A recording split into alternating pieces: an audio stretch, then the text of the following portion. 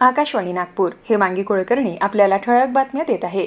स्वदेशी निर्मित अग्नि प्राइम क्षेपणास्त्राची चाचणी यशस्वी झाली आहे। डीआरडीओ अर्थात संरक्षण संशोधन आणि विकास संस्थेने विकसित केलेल्या या अत्याधुनिक क्षेपणास्त्राचा पल्ला 2000 किलोमीटरचा असून रेल्वे मार्गावर चालत्या प्रक्षेपण यंत्राद्वारे प्रक्षेपित होणारे हे पहिलेच क्षेपणास्त्र आहे।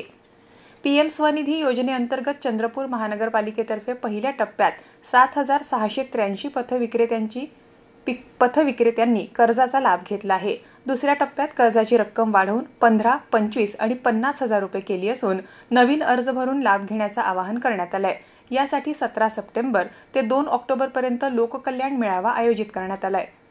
गोंदिया जिल्ह्यात मोरगाव अर्जुनी तालुका इथं संजय नगर भागात एका बिबट्याच्या हल्ल्यात 5 वर्षीय चिमुकल्याचा मृत्यू झाला।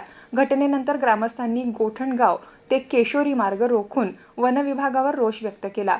मृतक कुटुंबाला आर्थिक मदत मिळेपर्यंत आणि बिबट्याचा बंदोबस्तासाठी पावलं उचलली जात नाहीत तोपर्यंत ग्रामस्थांनी आंदोलनाचा इशारा दिलाय।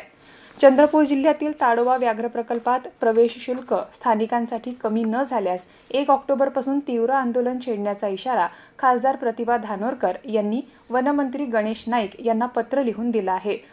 चंद्रपूरकरांवर अन्यायकारक आर्थिक भार टाकल्याचा आरोप त्यांनी पत्राद्वारे केलाय।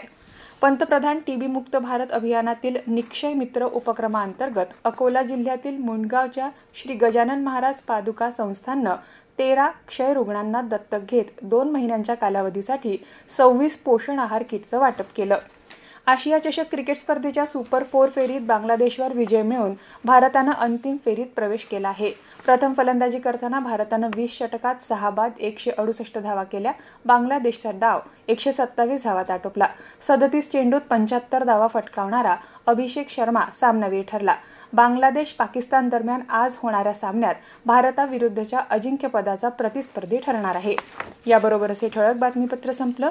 या पुढील ठळक बातमीपत्र रात्री 8:42 ऐकता येईल। नमस्कार।